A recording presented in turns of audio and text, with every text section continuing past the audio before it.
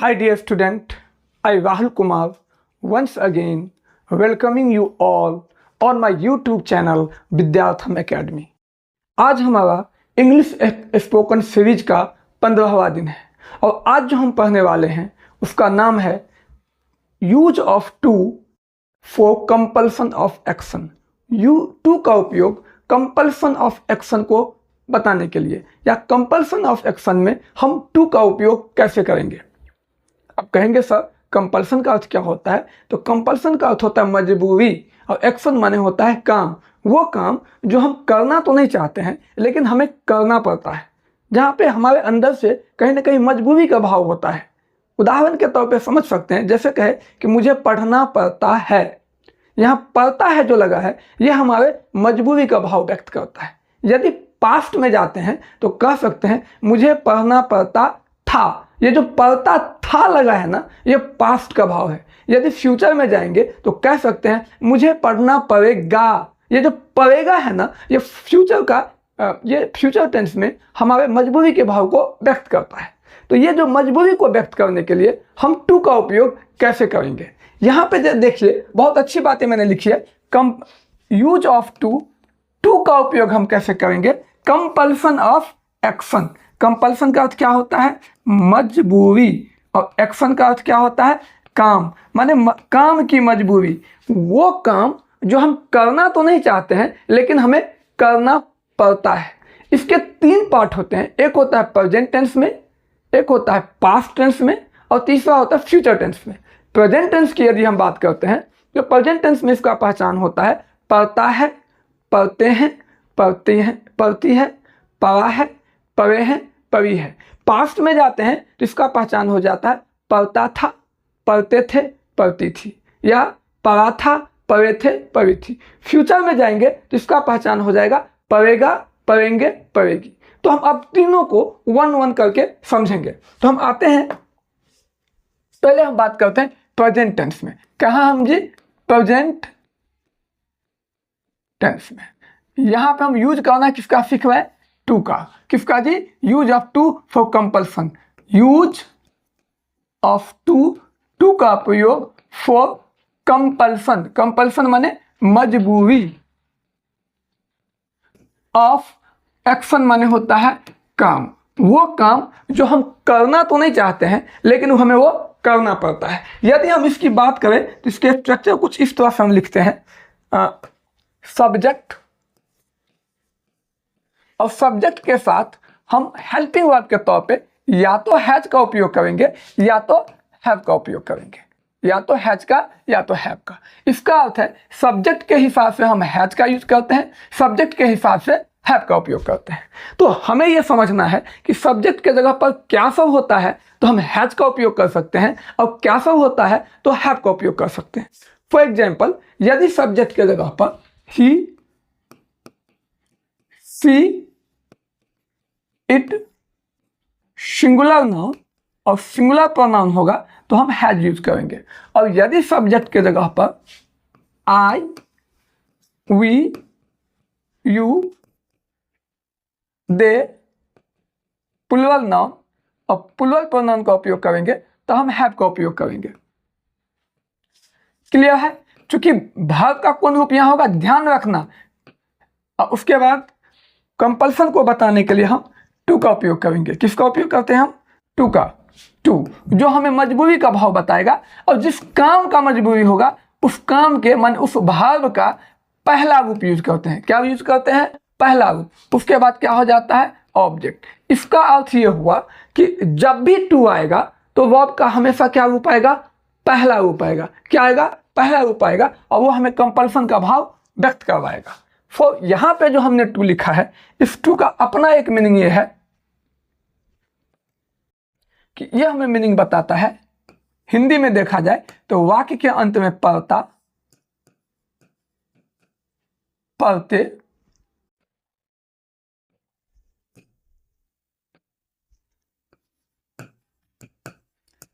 या फिर पढ़ती, या देखा जाए तो यहाँ पे टू का उपयोग है पढ़ा, पढ़े, पढ़ी। और चूंकि प्रेजेंट में है तो क्या हो जाएगा, प्रेजेंट का पहचान है हो हूँ। किसके साथ लगेगा जी? क्रिया। क्रिया क्या हमारा है जी? भाव। तो भाव के रूप में क्या हो जाएगा? पढ़ता है, पढ़ते हैं, पढ़ती है, पढ़ा है, पढ़े हैं, पढ़ी है। जैसे यदि हम वर्ड की यूज करें, यहाँ यदि हम भाव के रूप तौर पे हम रखें गो, क्या लिख दिए? गो। तो क्या हो जाएगा? जाना पड़ता है, जाना पड़ता है, जाने पड़ते हैं, जानी पड़ती है। रीड, रीड माने होता है पढ़ना, पढ़ना पड़ता है, पढ़ने पड़ते हैं, पढ़नी पड़ती है। स्लीप, सोना, सोना पड़ता है, सोने पड़ते हैं, सोनी पड़ती है। हम जब कहते हैं मुझे सोना पड़ा है, इसका अर्थ मैं वहाँ सोना नहीं चाहता था, लेकिन मजबूरी की वजह से मुझे वहाँ रुकना पड़ा और वहाँ सोना पड़ा। तो पड़ा है, पढ़े हैं, पढ़ी है। क्या? पढ़ा है, पढ़ा है, पढ़े हैं, पढ़ी है। या पढ़ता है, पढ़ते हैं, पढ़ती है। ये जब भी रहेगा तो हम हैज और हैव के साथ टू लगाएंगे। क्या लगाएंगे? हैज और हैव के साथ टू लगाएंगे, और टू के बाद वर्ब का कौन रूप लगाएंगे? पहला रूप लगाएंगे। क्या लगाएंगे? टू लगाएंगे। तो has to, have to plus verb का पहला रूप प्लस ऑब्जेक्ट, ये हमारा मजबूरी के भाव को हम एक सेंटेंस बना के देखते हैं। जैसे मुझे घर जाना पड़ा है। वाक्य को देखे, पड़ा प्रेजेंट में, और यहाँ है, और यहाँ पे क्या लिखा है? पड़ा। इसका अर्थ है कि कंपल्सन का भाव, तो आई और आई के साथ जो है पड़ा है जब हो तो हम लिख देंगे हैव टू। आई के साथ हैव लगता है तो हैव टू, और जाना मजबूरी के लिए गो टू होम। सीता को यहाँ आना पड़ा है। एंड में देखें तो है, और है के ठीक पीछे क्या लगा? पड़ा है। इसका अर्थ है या तो हैज टू लगेगा या तो हैव टू लगेगा। सब्जेक्ट हमारा क्या है? सीता। सीता क्या है जी? Singular noun. सिंगुलर नाउन के साथ हमें क्या लगता है? हैज। तो क्या हो जाएगा सीता के लिए? सीता हैज टू, और जान आना का क्या होता है? कम, और यहाँ का होता है हेयर। सीता को यहाँ आना पड़ा है। तुम लोग को वहां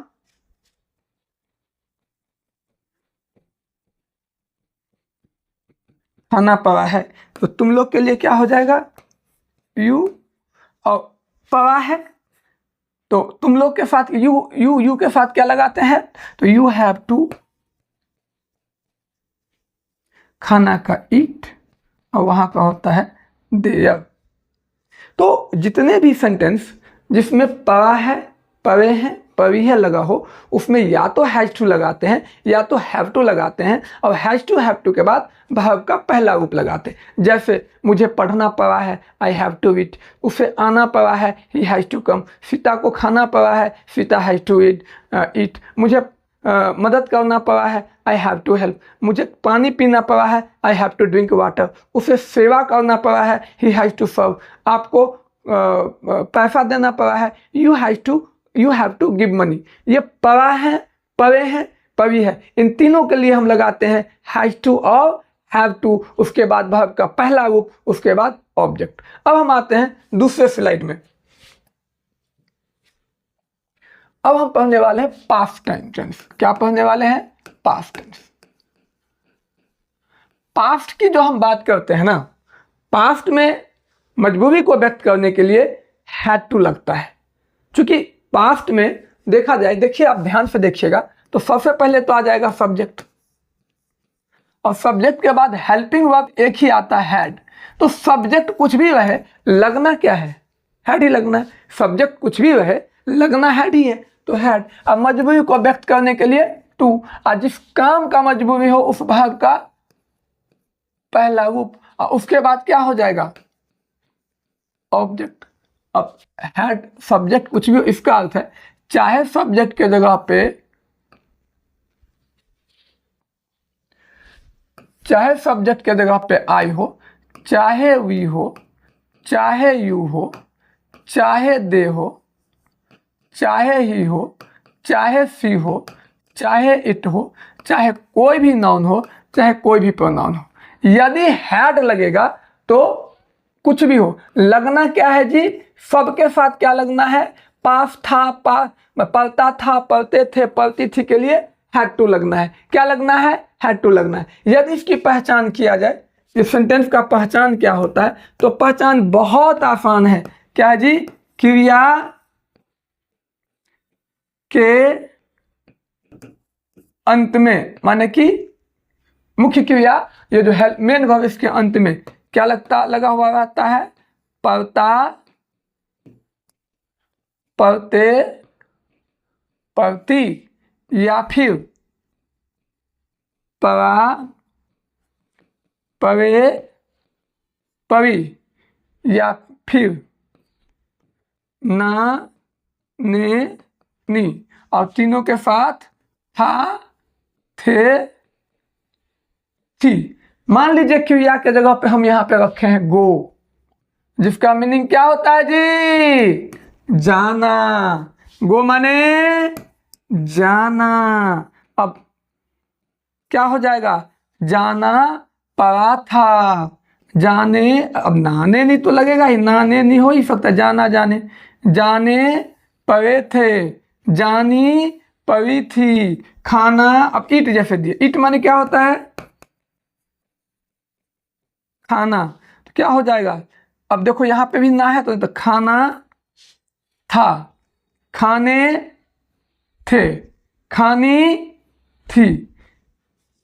लव माने होता है प्रेम करना, तो प्रेम करना पड़ा था, प्रेम करने पड़ी थी। हम यहाँ पे कुछ सेंटेंस आपको देते, इजीली समझ जाएंगे एग्जाम्पल के तौर पे।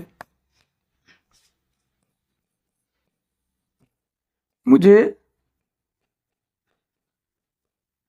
अंग्रेजी पढ़ना पड़ा था। एंड में देखे तो क्या मिला, था। ये तो हो गया पास्ट में। अब पास्ट में या तो वाज वर्ब लगेगा या तो हैड लगेगा। यहाँ क्या लिखा था, पढ़ा था, पढ़ा था, इसका हैड लगेगा, तो मुझे के लिए क्या हो गया, आई।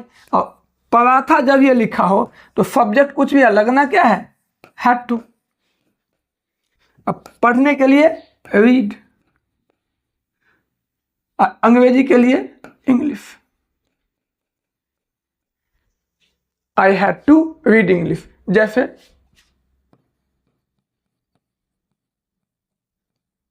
हम लोगों को पैसा देना पड़ा था। सब्जेक्ट क्या है, हम लोगों को पढ़े, तो अंत में क्या मिला, था, थे थी, यानी वाज वेयर या तो हैड।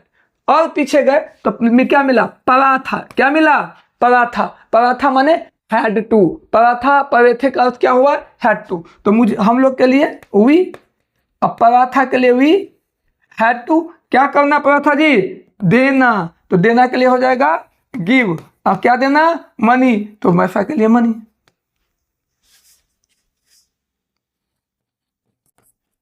अमन को खेलना पड़ा था, तो चर्चा क्या है, अमन, तो अमन। अब पड़ा था के लिए हैड टू, और खेलना के लिए प्ले। तो इस तरह से हमने क्या देखा कि पढ़ा था, पढ़े थे, पढ़ी थी, ना था, ने थे, नी थी, पढ़ा था, पढ़ता था, पढ़ते थे, पढ़ती थी। इन सारे तरह के सेंटेंस में हम हैड टू लगाते हैं। क्या लगाते हैं, हैड टू लगा करके वो आपका पहला रूप लगाते हैं। तीसरा जो हमारा फ्यूचर का है वो है फ्यूचर टेंस।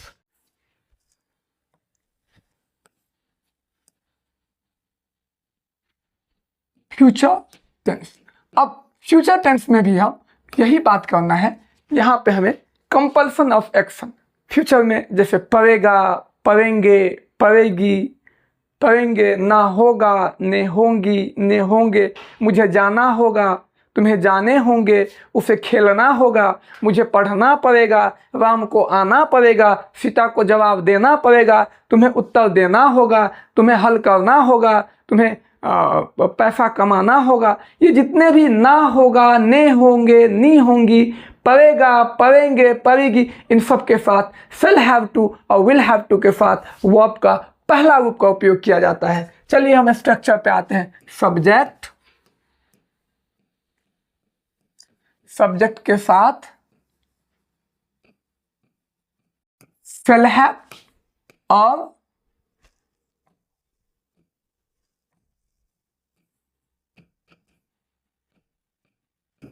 will have मजबूरी के भाव को व्यक्त करने के लिए टू, और जिस काम का मजबूरी होगा उसके भाव का पहला रूप और उसके बाद ऑब्जेक्ट का उपयोग किया जाता है। अब ये shall have to, shall have और will have जो लगता है, हम ऑलरेडी पढ़ चुके हैं कि यदि सब्जेक्ट के जगह पे आई और वी होगा तो shall have लगता है, और यदि सब्जेक्ट के जगह पे you, they, he, she, it कोई भी नाउन हो या कोई भी प्रोनाउन हो तो लगना क्या है, विल हैव। क्या लगना है, विल हैव। तो क्या हो जाएगा हमारा structure, shall have to, sorry shall have to, subject के साथ shall have टू, सब्जेक्ट के साथ will have टू, जिसका मीनिंग आता है, यदि हम पहचान की बात करें तो पहचान हम लिखते हैं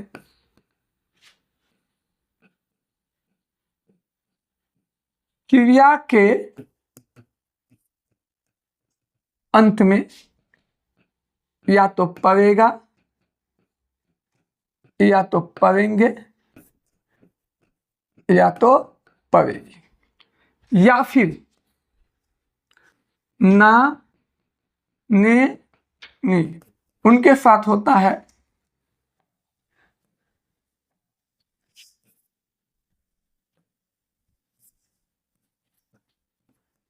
होगा, होगी, होंगे। किसके अंत में, क्रिया के अंत में। जैसे क्रिया के अंत में हम लिख दे गो, तो गो का मीनिंग क्या होता है, जाना, और यदि ना होगा तो ने, और यदि ने नहीं होगा तो नी। क्या हो जाएगा, जाना होगा, जाने, होंगे, होगी, होंगे, जानी, होगी, जाना पड़ेगा, जाने पड़ेंगे, जानी पड़ेगी, पढ़ना पड़ेगा, पढ़ने पड़ेंगे, पढ़नी पड़ेगी, खेलना पड़ेगा, खेलने पड़ेंगे, खेलनी पड़ेगी। जब भी पड़ेगा, पड़ेगी, पड़ेंगे होगा, ना होगा, ने होगा, नी होगा, होगा, तो shall have to, will have to के साथ सीधे वर्ब का पहला रूप लगेगा। वर्ब का पहला रूप, गो माने go, come, come, it, flip, flip, dance, dance. shall have to, will have to के साथ वर्ब का पहला रूप जब भी पड़ेगा, पड़ेगी, पड़ेंगे होगा। मैं कुछ उदाहरण देता हूं और बना के दिखाता हूं। जैसे मुझे अंग्रेजी पढ़ना पड़ेगा, तो मुझे के लिए आई, और आई के साथ क्या लगता है, shall have, तो shall have। मजबूरी के लिए टू, और पढ़ना के लिए क्या आ जाएगा, रीड, और अंग्रेजी के लिए English, I shall have to read English. तुम्हें वहां जाना होगा। एंड में क्या है, होगा। ये बात तो पक्का है कि shall भी या will भी लगेगा।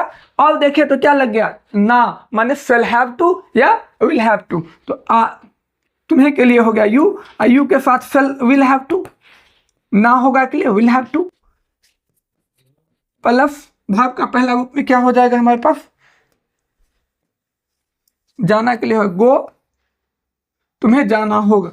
सीता को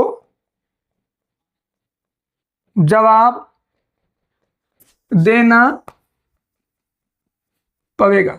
क्या हो जाएगा, सीता, पड़ेगा, पड़ेगी के लिए सीता के साथ will have to, जवाब के लिए होगा गिव आंसर। सीता को जवाब देना पड़ेगा। तो ये हमारा तीनों हो गया, प्रेजेंट टेंस के साथ, पास्ट टेंस के साथ, फ्यूचर टेंस के साथ हम कंपल्सन ऑफ एक्शन को कैसे व्यक्त करेंगे। प्रेजेंट टेंस, मुझे पढ़ना है, I have to read. Past tense मुझे पढ़ना था, I had to read. Future tense मुझे पढ़ना पड़ेगा, I shall have to read. अब टाइम आ गया है, क्योंकि हम पढ़ते तो बहुत चीज़ें हैं, लेकिन दुर्भाग्य क्या है कि हम भूलते भी बहुत जल्दी हैं। तो अब इन तीनों को कनेक्ट करके हम एक जगह प्रेजेंट टेंस, पास्ट टेंस और फ्यूचर टेंस को प्रैक्टिस करना देखते हैं। जब आइए हम एक जगह करके देखते हैं, देखिए कितना आसान है। प्रैक्टिस, हमें कुछ नहीं करना है। सबसे पहले हम लिखते हैं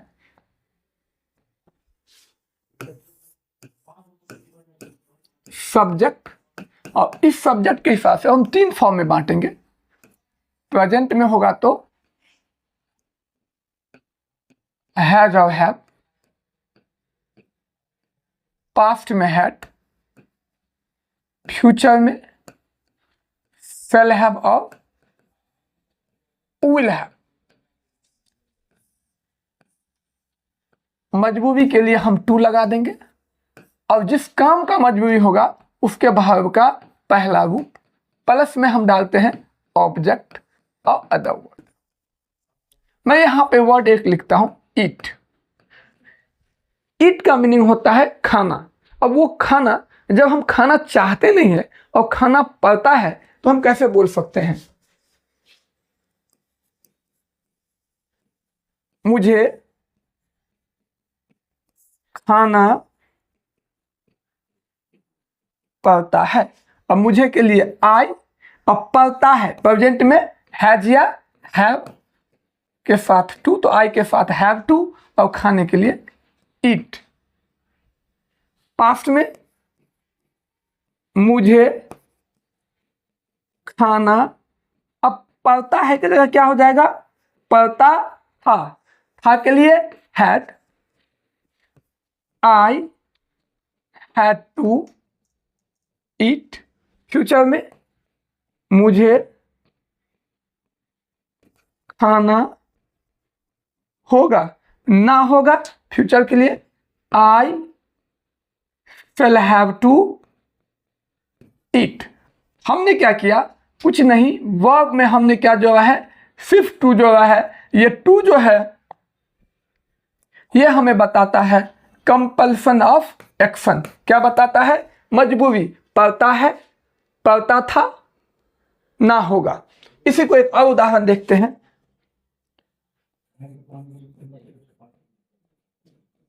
आप लोग को वहां जाना पड़ता है। पड़ता है क्या है? पड़ता है। तो आप लोग के लिए यू, अब पड़ता है के लिए हैव टू, जाना के लिए गो, और वहां के लिए there. You have to go there. आप लोग को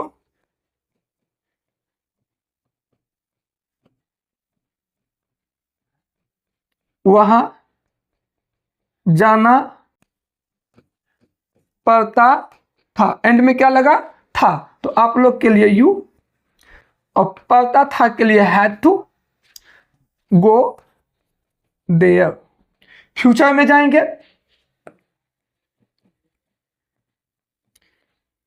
आप लोग को वहां जाना पड़ेगा। पड़ेगा के लिए शैल हैव टू और विल हैव टू। सब्जेक्ट क्या है? आप लोग। आप लोग के लिए यू, यू के साथ हो जाएगा will have to go there. हमने क्या देखा कि कुछ हमने नहीं किया है। हमने सिंपल से हेल्पिंग वर्ब जो शैल हैव विल हैव आया है उसके साथ हमने टू को लगा दिया है। ये टू जो है हमें कंपल्सन ऑफ एक्शन का भाव को व्यक्त करा है। क्या किया है? Compulsion of action. ना, जैसे shall have to, will have to, पड़ेगा, पड़ेगी, पड़ेंगे। Shall have, has, have to, has to, have to, पढ़ता है, पढ़ते हैं, पढ़ती है, हैड टू, पढ़ा था, पढ़े थे, पढ़ी थी। तो आज हमारा जो है ये कंपल्सन ऑफ एक्शन कंप्लीट हो गया। यहाँ पे हमने प्रेजेंट टाइम के साथ शैल हैज टू हैव टू के साथ वर्ब का पहला लगाया, पास्ट टाइम के साथ हैड टू के साथ पहला रूप लगाया, और फ्यूचर के साथ शैल हैव टू के साथ वर्ब का पहला फॉर्म लगाया है। तो हम आपको कुछ एक्सरसाइज होमवर्क दे रहे हैं जिससे you will complete at your home, HW। मैं एक एग्जांपल दे देता हूं। एग्जांपल ऐसे है, जैसे कह दे वे लोग, सॉरी मिस्टेक,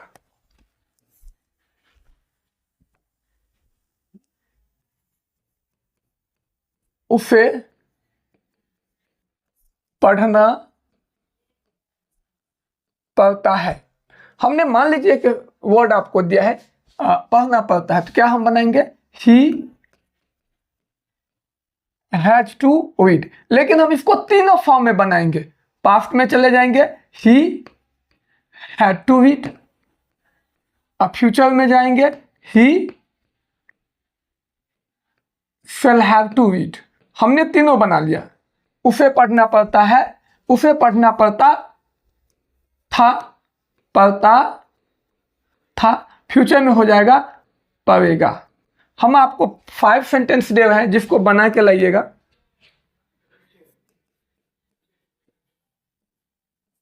आपको यहां सोना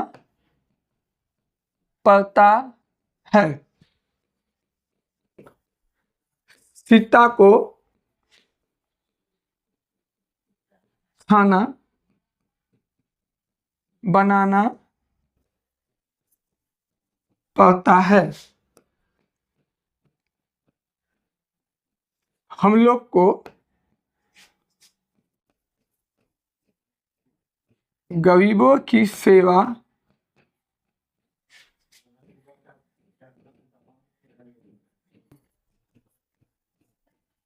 करनी पड़ती है।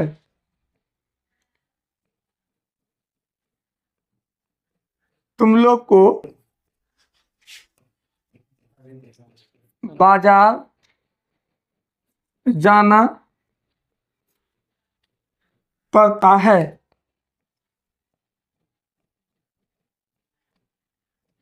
अमन को हल जोतना पड़ता है। ये हमने 5 सेंटेंस से दिया है। इस पांचों को आपको प्रेजेंट, पास्ट, प्रेजेंट, पास्ट और फ्यूचर तीनों में बनाना है। प्रेजेंट, पास्ट और फ्यूचर तीनों में प्रैक्टिस करके आना है। और मैं आपको श्योर कर दूं, यदि इन 5 सेंटेंस को आपने प्रैक्टिस कर लिया तो आपको कंपल्सन ऑफ सेंटेंस के एक्शन के बारे में कहीं भी समझने में कोई दिक्कत नहीं होने वाली है। प्रिय छात्रों, आपको देखने के लिए धन्यवाद। Thank you.